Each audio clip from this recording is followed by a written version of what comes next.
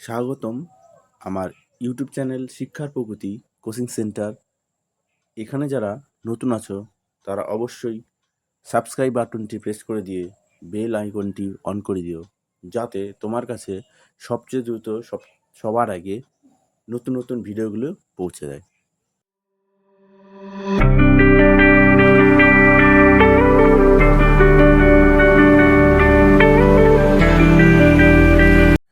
চলো আজকে আমরা একটা খুব গুরুত্বপূর্ণ জিনিস আলোচনা করব। সেটা হচ্ছে যেসব শিক্ষক টেট উত্তীর্ণ না হয়ে শিক্ষকতা করছেন এবং যাদের শিক্ষকতা শেষ 5 বছর আছে, তাদের শুধু ছাড় দেওয়া হয়েছে এখানে সুপ্রিম কোর্টের একটা অর্ডারে।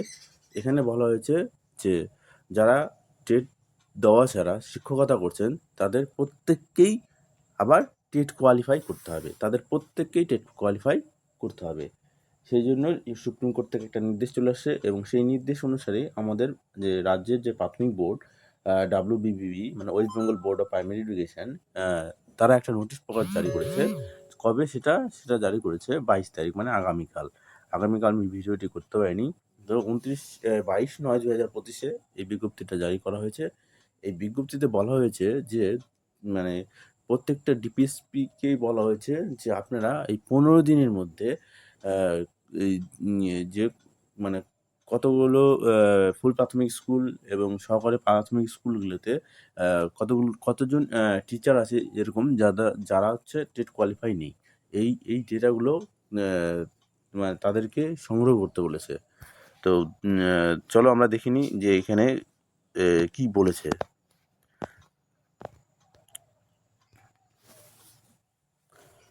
আমরা গোটা নোটিশটা পড়লাম না, আমরা একদম শেষের পার্টে চলে আসলাম। দেখো এখানে বলছে in view of the above I am directly request to you the collect of the information the affected teachers of the primary and junior basic school under your jurisdiction in the prescribed perform Excel sheet and send them to the board within 15 days without fail। বলছে এই 15 দিনের মধ্যে ওইসব শিক্ষকদের নাম Excel আকারে বোর্ডে জমা করতে বলেছে। তো আমি বলবো যেসব শিক্ষক এখনো টেট পাস করেনি, অবশ্যই আপনারা পড়াশোনা শুরু করে দিন, যেহেতু এটা সুপ্রিম কোর্টের নির্দেশ। তো এটা সবার জন্যই বলবৎ হবে। তো যদি টেট আপনারা মানে টেট পড়তে চান যদি আমাদের এই কোচিং সেন্টারের সাথে, তাহলে অবশ্যই নিচে যে হোয়াটসঅ্যাপ নাম্বার আছে সেখানে যোগাযোগ করো। আমরা এই সঠিক গাইডলাইন প্রোভাইড করে থাকি।